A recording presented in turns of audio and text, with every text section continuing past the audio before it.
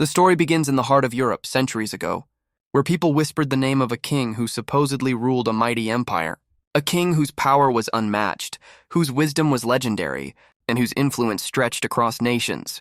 His name was spoken with reverence in every hall, inscribed in every scroll, and remembered in every song. Yet there was one thing nobody realized at the time. This king had never existed. Historians would uncover this shocking truth centuries later, but for now the legend lived unquestioned and absolute. It all began in a small, fog-covered town where every child grew up hearing tales of the mighty king, a man who was said to have united warring territories, negotiated peace between rival nations, and even personally led armies into battle. Every document claimed his deeds were real. Every portrait painted a strong, fearless ruler with eyes that seemed to pierce the future. Yet no contemporary records, no letters, no coins. No witnesses ever truly confirmed his life. Generations assumed these inconsistencies were the fault of time, that some records had been lost, and that the king, like many rulers, had lived and died without leaving everything behind. The story of this king fascinated scholars for hundreds of years. Libraries were filled with books and manuscripts that recounted his victories, his council of wise advisors, his monumental achievements. The king became larger than life, a figure that inspired armies and terrified enemies. Cities were said to have been founded by him, treaties signed by his hand, laws decreed by his wisdom. Every historian added more embellishment, more glory, and every storyteller amplified the legend, making the king more real with each retelling. Then came the modern era, and with it, the tools of scientific inquiry and critical research. Historians began to examine the primary sources with fresh eyes. They traced manuscripts, cross-checked documents, analyzed coins and inscriptions, and yet a strange pattern emerged. Nothing could be verified. The king's signature never appeared in letters from his supposed contemporaries. No artifacts bore his mark. No chronicles outside of the legend mentioned him. It was as if every story, every record, every portrait had been carefully fabricated by unknown hands. Scholars started to whisper that perhaps the king had never existed at all. The investigation led to one of the most remarkable discoveries in historical research. A small, overlooked manuscript was found in a dusty archive, written by a chronicler whose name had been forgotten by time. In it, the chronicler confessed that the stories of the king were meant to inspire unity among warring states. The king was a symbolic figure, a creation of ambition and imagination, a tool to stabilize a fragile political landscape. Every victory attributed to him had been carried out by generals, every treaty signed by ministers, and yet the people had been told it was the king who led them. The revelation stunned the historical community. The king, celebrated and feared for centuries, had been a fiction, a myth carefully woven into the fabric of European history. But the story does not end there. The king's legend had already shaped the world. Cities had been built, laws influenced, cultures molded, and lives lived in his supposed shadow.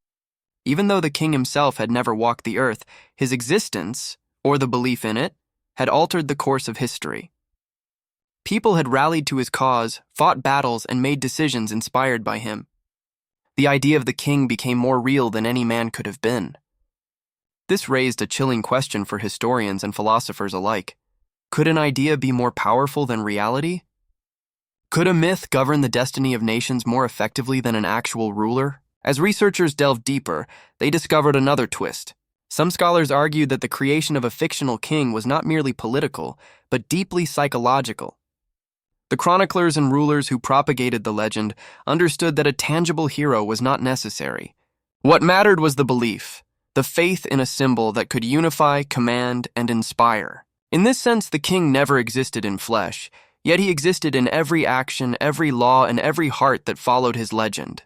The power of imagination had shaped reality, a truth more extraordinary than any historical fact. News of the king's non-existence spread slowly, first within academic circles, then among the curious public. The shock was immense. People could hardly believe that a figure so central to history, so iconic, was nothing more than a collective fantasy. Museums held portraits of a man who had never stood before a crowd. Coins bore his likeness, though they were forgeries. Songs praised him, though he had never heard them. And yet, strangely, the world did not collapse under the weight of this revelation. Instead, people began to appreciate the idea that history itself was as much about the stories we choose to believe as the facts we can verify. Today, the legend of the king serves as a lesson for all who study the past. It is a reminder that history is not merely a collection of events, but a tapestry woven from narratives, beliefs, and interpretations. It challenges us to question, to seek evidence, and to understand the power of stories in shaping reality. The king who never existed remains immortal in another sense, not as a man, but as an idea that influenced empires, inspired generations, and continues to captivate imaginations around the world. For those who seek the truth, the king's story is a warning and an inspiration. It warns us to critically examine the legends we inherit, the tales we accept, and the truths we assume. And it inspires us to recognize that sometimes ideas and myths carry power that surpasses reality, leaving a legacy that no ordinary life could ever achieve. The king who never existed is more than a historical anomaly. He is a symbol of human belief, ambition, and imagination, a figure who teaches that the boundaries between myth and reality are thinner than we think, and that even a fictional ruler can leave a mark on the world that endures far beyond the life of any real king. As the sun sets over the cities that were shaped by his imagined hand, one cannot help but wonder how many other figures in history, revered, feared, and celebrated, might be shadows themselves, born not of flesh and blood but of dreams, desires, and the unyielding human need for stories that guide, inspire, and endure. The king may have never existed, yet in every sense that matters, he lives forever.